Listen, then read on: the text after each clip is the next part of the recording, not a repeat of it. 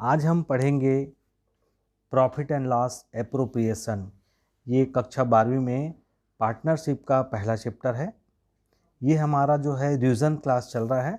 मैंने इसको पूरे डिटेल में आपको पहले बता दिया है। फिर से हम इस चीज़ का अध्ययन करेंगे कि हम पार्टनरशिप में क्या क्या और किन किन अकाउंट्स को बनाते हैं। तो सबसे पहला जो होता है इसमें वो ये होता है प्रॉफिट एंड लॉस एप्रोप्रिएशन। आपने 11 तक अपने लाभ हानि खाता बनाना सीख लिया था। लाभ हानि खाता पहले इस स्थिति में 11th में हमने पढ़ा है कि एक ही व्यक्ति मतलब एकल व्यापार की स्थिति में हमने अध्ययन किया है। तो एकल व्यापार में जो है लाभ हानि नियोजन खाता की आवश्यकता नहीं होती है, क्योंकि एकल व्यापार में एक ही व्यक्ति व्यापार करता है और जो भी उसको लॉस होगा या प्रॉफिट होगा वो अपना अकेला रखेगा। मगर हम पढ़ रहे हैं पार्टनरशिप। पार्टनरशिप मतलब एक से अधिक व्यक्ति जब किसी व्यापार को करते हैं तो पार्टनरशिप व्यापार कहलाता है। पार्टनरशिप में क्या होता है कि जब लाभ होता है तो उसको भी दो पार्टनर हैं तो दोनों पार्टनर को डिस्ट्रीब्यूट करना पड़ता है। तो लाभ के वितरण यही है प्रियंडल एप्रोप्रिएशन। मतलब लाभ का जो वितरण है उसको कैसे किया जाए। पार्टनरों में ए और बी है तो ए को कितना मिलेगा, बी को कितना मिलेगा, और किस इसमें चीज़ों में क्या चीज़ इसमें घटाया जाता है, क्या चीज़ इसमें ऐड किया जाता है, ये जो होता है खाता वो होता है पी एंड एल एप्रोप्रिएशन। मतलब ये जो पिछले साल जो अपने 11वीं में पढ़ा था लाभ हानि खाते का जो बैलेंस है, देखिए यहाँ पर ये जो है लाभ हानि खाते का प्रॉफिट है। ये इसी प्रॉफिट का पी एंड एल का जो पिछले साल 11वीं में आपको लाभ हानि खाता बनाया गया था उस लाभ हानि खाते का शेष को पहले इसमें लाते हैं लाभ हानि नियोजन खाता में। ये जो प्रॉफिट जो है इन्हीं प्रॉफिट को फिर हम पार्टनर्स को डिस्ट्रीब्यूट करेंगे। मगर डिस्ट्रीब्यूट करने के पहले इसमें बहुत सारे जो उनके व्यय हैं उनको घटाया जाता है। जैसे डेबिट साइड में जितने भी इससे संबंधित व्यय हैं इसमें केवल साझेदार पार्टनर से संबंधित आय और व्यय का लेखा जोखा होता है, बाकी अदर इसमें नहीं आता है। केवल साझेदार से संबंधित जो आय हैं और व्यय हैं इनको किया जाता है। अच्छा, अब ये प्रश्न उठता है कि लाभ हानि नियोजन खाता में हम क्या क्या लें और क्या क्या ना लें। तो सबसे मेन है इसमें साझेदारी संलेख। जो साझेदारी संलेख है, संलेख के आधार पर ही ये पी एंड एल एप्रोप्रिएशन बनाया जाता है। संलेख एक प्रकार का लिखित अनुबंध होता है जिसमें ये लिखा होता है कि व्यापार क्या होगा, व्यापार कितने पार्टनर मिलकर करेंगे, व्यापार किस चीज़ का व्यापार किया जाएगा, उसका एड्रेस क्या होगा, कितना पूंजी व्यापार में व्यापारी लगाएगा, लाभ को कैसे वितरण किया जाएगा, किस अनुपात में, जैसे रेशियो 3:4 है तो इस अनुपात में लाभ को बांटेंगे। ऋण अगर देगा कोई व्यापारी तो ऋण पर क्या ब्याज होगा। जितने भी रूल हैं इसमें एक नियम बनाया जाता है। यही पार्टनरशिप डीड है, साझेदारी संलेख है। संलेख के आधार पर ही हम जो भी लाभ हानि नियोजन खाता को बनाते हैं। अगर संलेख नहीं है तो सीधा सीधा केवल दो रूल होता है। पहला होता है लाभ का बराबर वितरण। लाभ को दो ही स्थिति होती है, लाभ को बराबर बांट देते हैं, और दूसरा होता है अगर कोई व्यापारी ऋण देता है तो ऋण पर जो है 6% ब्याज दिया जाता है। इसका सिंपल सा दो ही रूल है, ऋण पर 6% ब्याज दिया जाता है। तो यहाँ पर दो रूल आपको मैंने बता दिया। अगर संलेख दिया है तो किस स्थिति में क्या करेंगे, और संलेख नहीं दिया है तो किस स्थिति में क्या करेंगे। संलेख होगा तो जो संलेख में लिखा होगा, जैसे मान लो यहाँ पर देखिए आप, अगर मान लो यहाँ लिखा है कि पूंजी पर ब्याज देगा, सबसे पहले तो यहाँ पर लाभ आएगा। जो पिछले साल का जो लाभ है उन लाभों को अपन लिख लेंगे। पिछले साल को क्या लाभ था, जो लाभ यहाँ दिया रहेगा। उसके बाद अगर हानि हुई होगी तो हानि को डेबिट साइड, ये डेबिट साइड में और क्रेडिट साइड में ये लिखा जाएगा। और इसमें क्या क्या आएगा, डेबिट साइड में जितने भी खर्चे हैं पी एंड एल एप्रोप्रिएशन में, जितने भी लाभ हानि नियोजन खाते में जो साझेदार से संबंधित खर्चे हैं, जैसे पूंजी पर ब्याज, साझेदार पूंजी लगाएगा तो उस पर ब्याज जो भी वहाँ पर लिखा रहेगा संलेख में, वो अगर नहीं लिखा है तो नहीं आएगा। ध्यान रखिएगा आप कि पूंजी पर ब्याज कब आएगा, अगर पार्टनरशिप डीड में साझेदारी संलेख में इसका व्याख्या हो, उल्लेख हो, तभी होगा। यदि साझेदारी खाते में ये लिखा होगा कि किस पार्टनर को वेतन मिलेगा, किस पार्टनर को कमीशन मिलेगा, तो अगर लिखा है तो अनिवार्य रूप से उसको देना पड़ेगा। उसी प्रकार ऋण पर ब्याज, अगर कोई अतिरिक्त पूंजी लगाता है, कोई ऋण देता है तो उस पर ब्याज भी देना पड़ेगा। उसी प्रकार ऋण पर जब ब्याज है और पूंजी पर ब्याज है तो आहरण, अगर कोई व्यापार पार्टनर आहरण करता है अपने ही व्यापार से, कोई जब पैसा निकालता है अपने स्वयं के खर्च के लिए, निजी खर्च के लिए, तो उसको उस व्यापारी को उतना जो है जो निश्चित किया गया है ब्याज दर, उस दर से ब्याज देना पड़ेगा। ये एक प्रकार का आय है, उसको हम क्रेडिट में लिखते हैं। उसके बाद जो अन्य खर्चे हैं जो पहले लाभ हानि खाते में छूट गया था, उन खर्चों को भी यहाँ पर लिखा जाता है। उसके बाद जो बैलेंस आएगा, अगर मान लो डेबिट साइड में बैलेंस आया तो ये होगा आपका लाभ, ये लाभ कहलाएगा, और यही बैलेंस क्रेडिट साइड में आया तो ये आपका हो जाएगा हानि।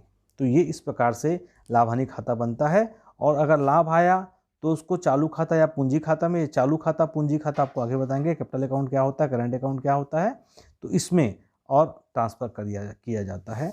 तो इसको आगे हम बताएंगे आपको कि किस प्रकार से पूंजी खाता को बनाया जाता है, या करेंट अकाउंट को बनाया जाता है, या कैपिटल अकाउंट को बनाया जाता है। आइए अब हम देखते हैं कि साझेदारों का पूंजी खाता, पार्टनर्स कैपिटल अकाउंट कैसे बनाया जाता है।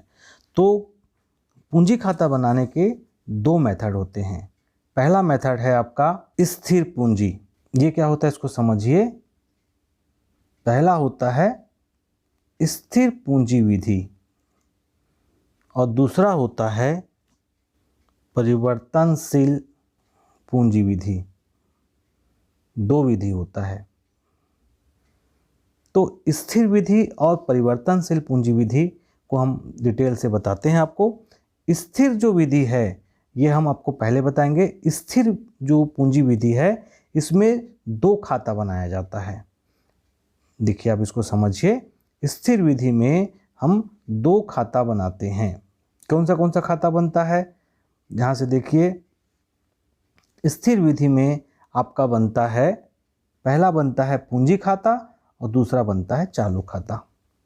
तो किस प्रकार से बनाया जाता है आपको देखिए। जैसे मान लो हम दो पार्टनर हमारे पास है, ए और बी, हम दो साझेदारों के बारे में बात करते हैं। अगर हम इनका पूंजी खाता बनाएंगे तो सबसे पहले पूंजी का जो शेष है, मान लो इसने 10,000 रुपये पूंजी लगाया था और इसने मान लो 20,000 रुपये पूंजी लगाया था, तो यही पूंजी का केवल जो दो खाता बनेगा तो पूंजी खाते में केवल पूंजी का शेष, पूंजी का ही बैलेंस लेना है और इसी शेष को हम आगे ट्रांसफ़र कर देंगे साल के अंत में। ये 10,000 और ये आपका आएगा 20,000 और यहाँ पर ये खाता बन के तैयार। ये हो गया स्थिर विधि।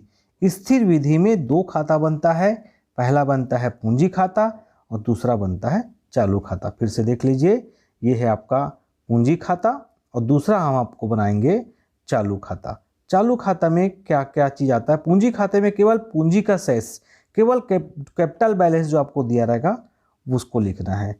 और हम जब चालू खाता बनाएंगे या करेंट अकाउंट बनाएंगे तो करेंट अकाउंट में क्या क्या चीज़ आएगा। करेंट अकाउंट में हमको लेना है, चालू खाता में आएगा सबसे पहले पूंजी पर ब्याज। अगर वेतन है तो वेतन, कमीशन है तो कमीशन, और अगर लाभ हुआ है तो लाभ इधर आएगा। डेबिट साइड में आएगा आहरण, आहरण पर ब्याज, अगर हानि हुई है तो हानि इधर, और जो बैलेंस आएगा हम उस बैलेंस को यहाँ पर लिख देंगे। बस यही आपका खाता बनता है स्थिर विधि में। और हम आपको आगे हम बताएंगे कि इसकी एक और विधि होती है। दूसरा बनता है इसमें स्थिर विधि में, दूसरा बनता है चालू खाता। चालू खाते में क्या क्या चीज़ को हम लेते हैं इसको हम आपको बताते हैं। सबसे पहले ये पूंजी का शेष नहीं आता है, हमको पूंजी का शेष को नहीं लेना है ये। उसके बाद जो दूसरा है पूंजी खाता आएगा, पूंजी पर ब्याज, अगर ब्याज है तो ब्याज यहाँ आएगा। मतलब जो P&L अकाउंट है, P&L अकाउंट अपन P&L एप्रोप्रिएशन अकाउंट का जो भी शेष है उसको यहाँ पर अपने को लेना है, ये आ गया। और जिस पार्टनर का जितना ब्याज है उसको यहाँ लिखेंगे। वेतन, मान लो वेतन अगर बी को मिले है तो भी यहाँ आएगा। अगर कमीशन है, कमीशन मान लो ए को मिला है तो यहाँ आएगा।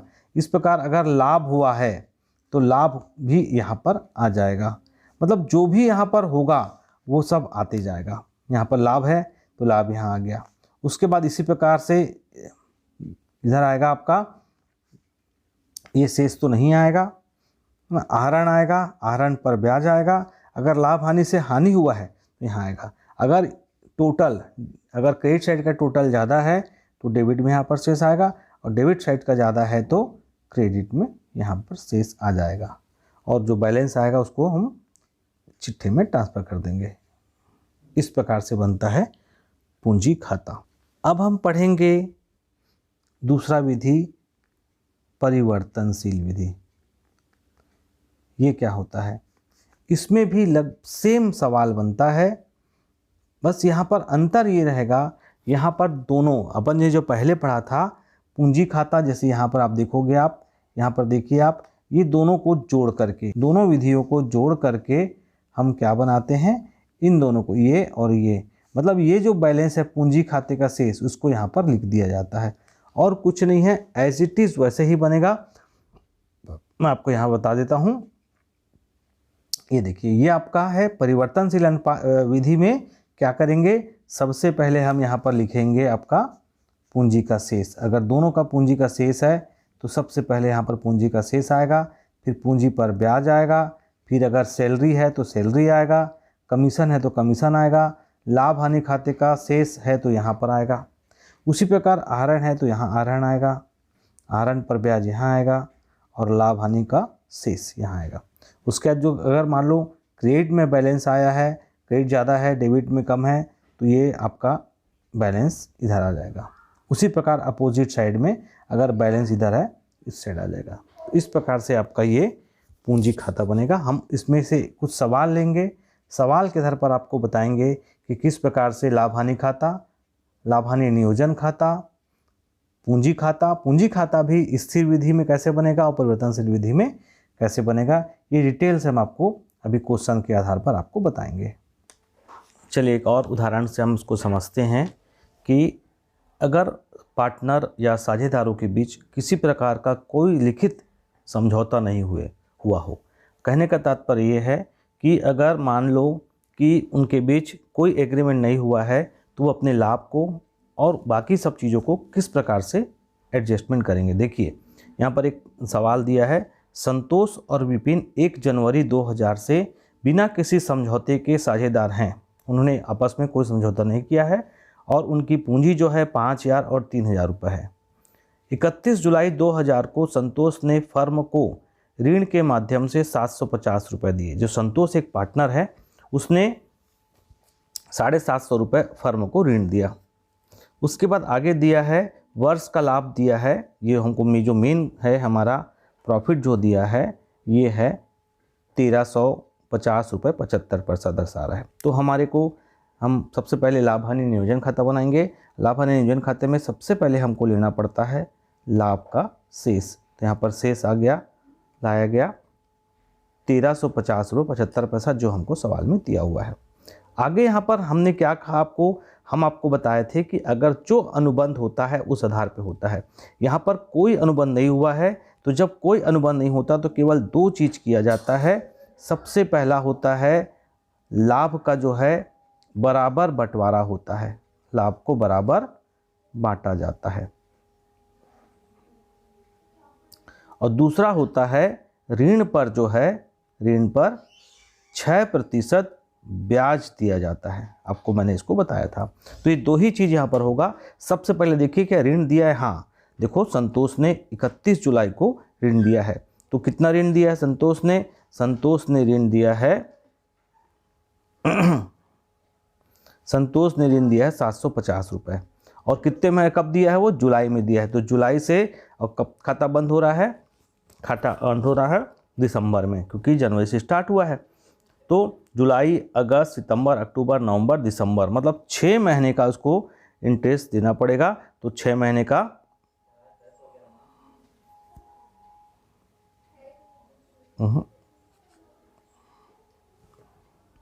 देखिए, संतोष ने 750 रुपये ऋण दिया है। 750 रुपये ये देखिए यहाँ पर, उसका कितने महीने के दिया है? जुलाई में दिया है, 31 जुलाई को। तो जुलाई तो छोड़ दीजिए, अगस्त, सितंबर, अक्टूबर, नवंबर, दिसंबर, 5 महीने के लिए इसने, तो ये 5/12 12। और कितना परसेंट है, अगर मैंने आपको बताया था कि ऋण पर ब्याज है तो 6%, इस पर रूल जो है 6% ब्याज देना पड़ेगा, तो 6/100। इस प्रकार से हम इसको कैलकुलेट करेंगे तो आएगा 18 रुपये 75 पैसा। तो 1350 में से 1350.75 में से 1875 घटाएंगे तो आएगा 1332 रुपये। और यहाँ पर मैंने क्या बताया, दूसरा हमको काम करना है कि लाभ को बराबर बराबर बांटना है। तो लाभ को हमने क्या कर दिया, ये हमारा प्रॉफिट आया 1332 को हमने क्या किया 1/2 और 1332 1/2, तो ये करने पर आ रहा है 666 667। इस प्रकार हमने 2 ट्रीटमेंट करेंगे। अगर हमको लाभ के बारे में या कोई अनुबंध नहीं होता है, लाभ को और पूंजी पर ब्याज, केवल 2 चीज़ हमको लेना है। ठीक है भाई, एक एग्जाम्पल से और समझिए, आपको ये पूरा क्लियर हो जाएगा। देखिए आपको एक एग्जाम्पल दिया है, इसमें हमको लाभ हानि पूंजी खाता बनाना है, लाभ हानि खाता और पूंजी खाता दोनों बनाना है। यहाँ पर देखिए ये लास्ट सवाल है, इसके बाद आपका ये पूरा कंप्लीट हो जाएगा लाभ हानि नियोजन खाता। ABC साझेदार हैं जो लाभ को 3:1 में बांटते हैं। फिर से समझ लीजिए, हमको बनाना है एक लाभ हानि नियोजन खाता और पूंजी खाता, एक साथ आपको दोनों चीज़ यहाँ पर इस प्रश्न में मिल जाएगा। देखिए यहाँ पर 3 साझेदार हैं, कौन कौन साझेदार हैं आपको दिया है ABC, और इनका जो रेशियो जो है 3:1:1, 1:3:1:1। आगे इसमें दिया है कि 1 जनवरी को उनकी पूंजी कितना दिया है 10,000, 8,000 और 6,000 रुपये पूंजी लगाते हैं। पूंजी पर ब्याज का रूल है क्या, हाँ है, 5% ब्याज देना है, जो अगर प्रश्न में लिखा है वो एग्रीमेंट में है। आगे बोल रहा है A और B को 800 और 600 प्रतिवर्ष वेतन मिलता है, तो वेतन भी देना पड़ेगा, किसको किसको देना पड़ेगा, A और B को। C का नहीं बोल रहा तो C को नहीं देंगे। ठीक है, आगे बोल रहा है वर्ष का लाभ पूंजी पर ब्याज देने एवं वेतन देने के पूर्व 6200 रुपये था, 6200 में से हमको वेतन भी देना है और पूंजी पर ब्याज भी देना है, ये अभी हमने नहीं घटाया है, इसको घटाएंगे। आगे बोल रहा है पूंजी खाते एवं लाभ हानि नियोजन खाते बनाइए और पूंजी को स्थायी। हम आपको स्थायी और परिवर्तनशील दोनों विधि से हम इसको बना करके दिखाएंगे। देखिए कैसे करना है। सबसे पहले आपको यहाँ पर दिया है लाभ हानि एप्रोप्रिएशन अकाउंट। सबसे पहले आपको क्या लेना है, इसमें जितना प्रॉफिट दिया है प्रॉफिट को ले लेंगे। यहाँ पर लाभ आपको प्रश्न में आपने पीछे देखा होगा 6200 रुपये लाभ था। इसमें सबसे पहला बोल रहा है पूंजी पर ब्याज। पूंजी पर ब्याज कितना बोल रहा है, पूंजी पर ब्याज आपको लेना है 5%। देखिए प्रश्न को देख लीजिए, पूंजी पर 5%, 10,000 का 5% कितना आएगा 500, 8,000 का 5% 400 और 6,000 का 5% 300। इस प्रकार से ये पूंजी पर जो है ब्याज की गणना कर दी। 10,000 का 5%, फिर 8,000 का 5% और फिर 6,000 का 5% अगर अपन ने कैलकुलेट किया तो ये 500, 400 और 300 इस प्रकार से आ गया। आगे देखिए, आगे आपको क्वेश्चन में दिया है A और B को सैलरी दिया जाता है 800 और 600। तो यहाँ पर इसके अलावा और कुछ नहीं है, तो 62,600 में से 1200 और 1400 इसको घटाने पर जो बैलेंस आएगा यही आपका लाभ का शेष है। यही जो लाभ है हमको तीनों साझेदारों में बांटना है। इसका हमको अनुपात दिया है, क्या अनुपात दिया है ऊपर देखिए, आपको लाभ को रेशियो दिया है, यहाँ पर देखिए 3:1:1। तो फिर से यहाँ पर हम लाभ को कैसे बांटेंगे, 36,000 को फिर से 3:1:1, तो 3/5 इसका A का हो जाएगा और 3600 1/5 और 3600 गुणित 1/5 इस प्रकार से अपन निकालेंगे। इसको कैलकुलेट करने पर आएगा 2160, इसको कैलकुलेट करने पर आएगा 720, इसको कैलकुलेट करने पर आएगा 720, क्योंकि दोनों में 1:1 है, तो 1/5 1/5 हो जाएगा। तो इस प्रकार से हमने ये सवाल को हल कर दिया। ठीक है भाई, आगे देखिए यहाँ पर पूंजी खाता बनाने बोल रहा है। तो कैपिटल अकाउंट कैसे बनता है, 2 तरीका की विधि है। पहला है ये जो सवाल बना है आपको स्थायी विधि से या स्थिर विधि से। स्थिर विधि में आपको पूंजी खाता अलग बनाना पड़ेगा और एक चालू खाता बनाना पड़ेगा। तो ये क्या होता है, इसमें केवल एक बेसिक अंतर ये है कि पूंजी खाते में केवल पूंजी का शेष को लेते हैं। उन्होंने कितना कितना पूंजी लगाया था, ए ने 10,000, बी ने 8,000 और सी ने 6,000, बस यही इसमें आएगा। और इसको हम साल के लास्ट में यहाँ पर ABD, यहाँ पर CD, इस टाइप से लास्ट में कन्वर्ट कर देंगे, ट्रांसफ़र कर देंगे। और ट्रांसफ़र करने के बाद फिर से 10,000, 8,000 और 6,000 और एक खाते को क्या करेंगे, क्लोज कर देंगे। यहाँ पर एक खाता क्लोज हो गया। तो ये आपका बन गया पूंजी खाता। उसी प्रकार से आपको अगर स्थायी विधि में 2 बनाना पड़ता है, मैंने आपको बताया। इसमें बनाना पड़ेगा आपको करेंट अकाउंट। करेंट अकाउंट कैसे बनता है, जो लाभ हानि जो खाता है इसमें जितने भी डेबिट साइड में जो आपको दिए हैं, आपका जो खर्चे था ये सब, ये और इवन प्रॉफिट, ये सब जो है कहाँ पर आ जाएगा, आपका आ जाएगा यहाँ पर करेंट अकाउंट में। देखिए आप, सबसे पहले इंटरेस्ट ए का, बी का और सी का, सैलरी जिसका जिसका है ए का और बी का, और लाभ जो है, लाभ का जो बैलेंस आपका जो 3:1 था वो 2160, 720 और 720, बस ये आ गया। इन सबको टोटल कर दिए और तो कुछ है ही नहीं है। यहाँ पर टोटल करने पर आएगा 3460, ये 3460 यहाँ ट्रांसफ़र कर दिए, या 1720, ये 1720 यहाँ ट्रांसफ़र कर दिए, ये 1020 यहाँ ट्रांसफ़र कर दिए, इसको टोटल कर दिए, टोटल को बराबर कर दिए। ये आ गया यहाँ पर सवाल बन के तैयार। ठीक है भाई, इसमें हम आपको और आगे बता रहे हैं कि इसी सवाल को अगर परिवर्तनशील विधि से बनाना होता तो आपको कुछ नहीं करना है। परिवर्तनशील विधि में केवल एक खाता बनता है, वो बनता है पूंजी खाता। और आपको जो स्थिर खाते में पूंजी खाता को अलग से बनाते थे। देखिए ये जो बैलेंस था पूंजी का, इसको हम अलग से लिखते थे, इसमें इसी में लिख देना है 10,000, 8,000 और 6,000, और बाकी जितने इंटरेस्ट है उसका, ये देखिए ए का, बी का, सी का, सैलरी जो है ए का, बी का, और जो प्रॉफिट है वो तीनों का यहाँ पर अपन ले लिया। और ये सबको टोटल किए 13,460, 9,720 और 7,020। इसको हमने क्या किया, यहाँ पर ट्रांसफ़र कर दिया और ये टोटल यहाँ पर कर दिया। इस प्रकार से ये आपका विधि, दोनों विधि से आपको मैंने पूंजी खाता बनाना बता दिया। तो पूंजी खाते में आपको बेसिक अंतर यही है कि स्थिर खाते में 2 खाते बनाने पड़ते हैं। एक बनता है पूंजी खाता, केवल पूंजी का शेष आता है, और चालू खाते में बाकी जो आपके लाभ हानि नियोजन खाते से जो बैलेंस आता है उसको ट्रांसफ़र करते हैं। और जब परिवर्तनशील विधि में जब हम बात करेंगे तो परिवर्तनशील विधि में केवल एक ही खाता बनता है, वो बनता है पूंजी खाता। और पूंजी खाते में हम पूरे टोटल जो है क्या करते हैं, मतलब कि आपका पूंजी खाते का भी शेष लेते हैं, और जितने भी खाते जो शेष है, जो बैलेंस है किसका, लाभ हानि नियोजन खाते का, वो सबको वहाँ पर एक साथ जोड़कर शो कर देते हैं। तो इस प्रकार से आपका ये दोनों विधि से मैंने आपको पूंजी खाता बनाना सिखा दिया है, और साथ में आपको मैंने बताया है लाभ हानि नियोजन खाता। You help me fight when I was